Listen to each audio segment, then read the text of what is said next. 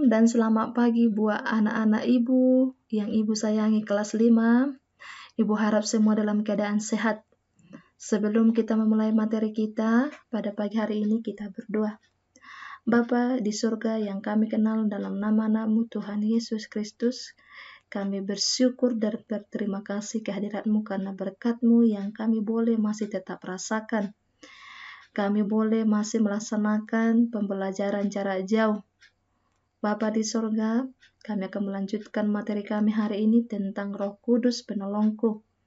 Biarlah Roh Tuhan yang membimbing kami, yang memberikan kami hikmat pengertian, supaya kami boleh memahami firman-Mu, dan terutama kami boleh melakukannya di dalam kehidupan kami sehari-hari.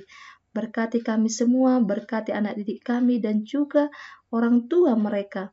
Terima kasih Bapa, kami berdoa di dalam nama anak-Mu Yesus Kristus, Juru Selamat kami. Amin. Baik anak-anak kami, yang menjadi pokok materi kita yaitu yang ke-9, Roh Kudus penolongku.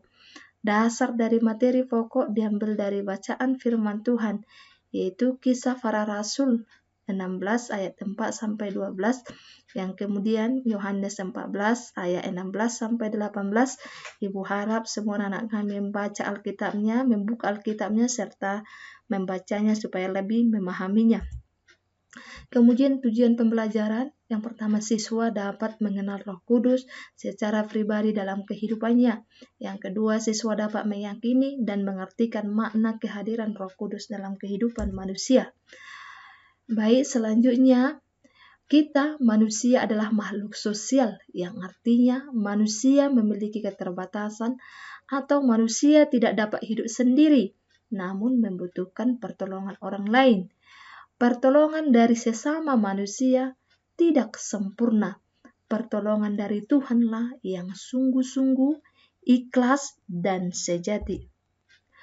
Ya, seperti yang telah disampaikan tadi terlebih dahulu di awal pembelajaran kita, yang menjadi bacaan firman Tuhan untuk materi kita ini adalah Kisah Para Rasul 16 ayat 4 sampai 12, yaitu tentang Paulus menyeberang ke kota Makedonia, yang pada saat itu Paulus bersama dengan Silas ingin pergi ke daerah Asia.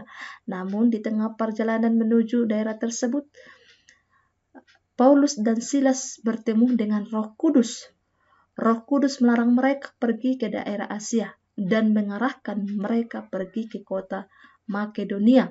Pada saat itu, Paulus belum memahami apa maksud tujuan Roh Kudus, tetapi mereka melaksanakan daripada perintah Roh Kudus. Ketika mereka beristirahat, Paulus memiliki penglihatan. Dia melihat bahwasanya seseorang membutuhkan mereka di Makedonia. Pada saat itulah Paulus memahami apa maksud tujuan Roh Kudus melarang mereka pergi ke daerah Asia. Ternyata ada orang yang lebih membutuhkan mereka di Makedonia, dan mereka berangkat ke Makedonia serta memberitakan firman Tuhan di sana.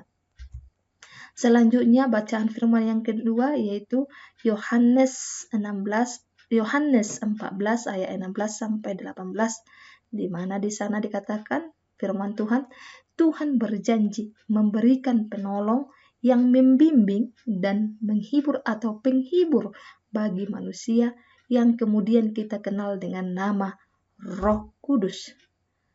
Muncul pertanyaan mungkin di benak anak-anak kami, siapa Roh Kudus itu?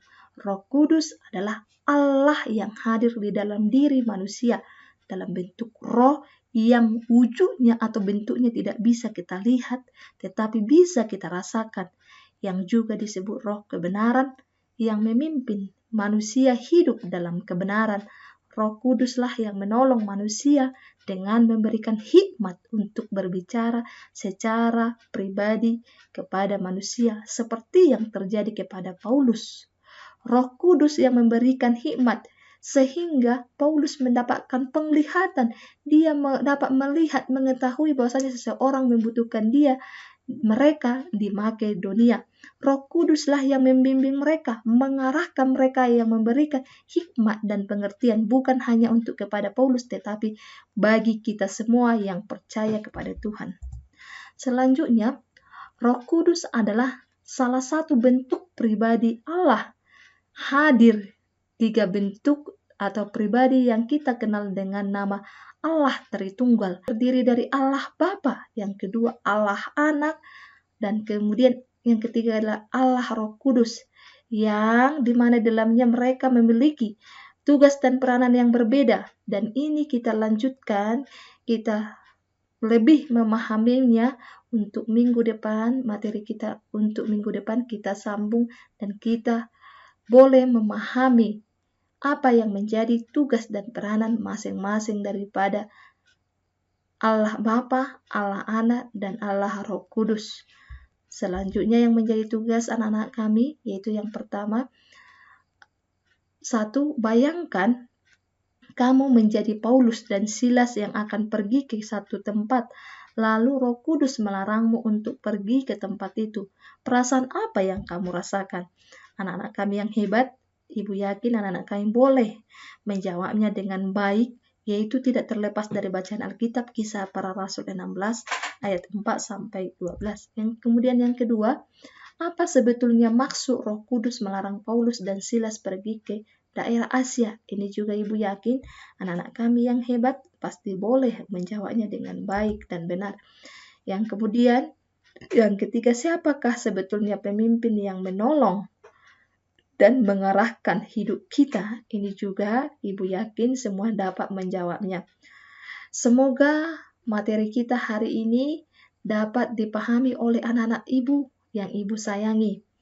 Dengan pertolongan Roh Kudus, kita memperoleh hikmat Roh Kudus yang membimbing kita, yang mengarahkan kita untuk memahami tentang firman Tuhan yang kita pelajari.